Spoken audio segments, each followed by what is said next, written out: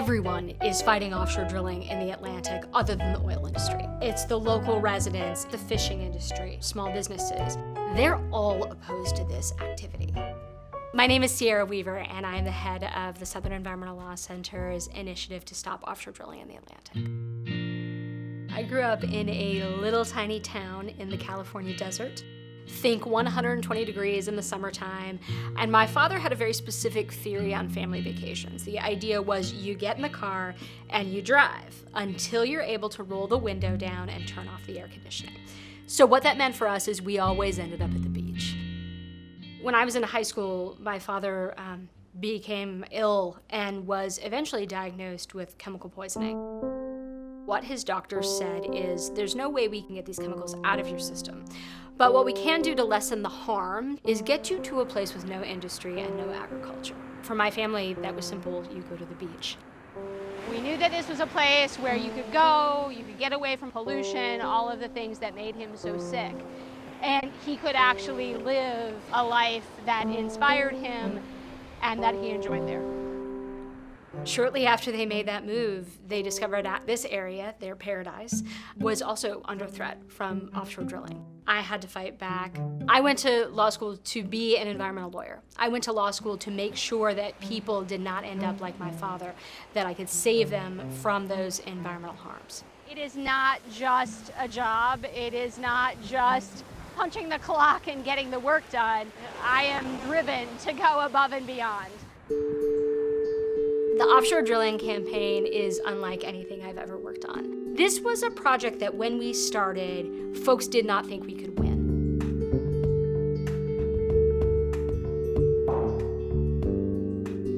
When I saw that, I thought, oh boy, this is not reflecting the will of these communities. And so what we did as lawyers was we took our knowledge of the law and we took that information to the people on the coast. What they did with that went far beyond what we ever expected. It started with Curie Beach, and this community got together and said, that's not what we want for our coast, and we're gonna push for a resolution that says no oil and gas or seismic testing here. And that just spread like wildfire. And what you saw is there's 10 resolutions, and then 20, and then 50, and then 100. This includes small beach towns, this includes tourist meccas like Charleston and Savannah. These aren't just Democrats, these aren't just Republicans, these aren't just independents. This is everyone, all up and down the coast saying, drilling does not work for us, we don't want it here. So we went from this amazing victory that we never thought we'd get. And then less than a year later, President Trump comes into office, he signs this executive order, and these communities are right back in it. The Trump administration has proposed to expand drilling to almost all of the coast. But at the same time, they've also proposed to roll back some of the critical safety measures that were put in place after the Deepwater Horizon disaster.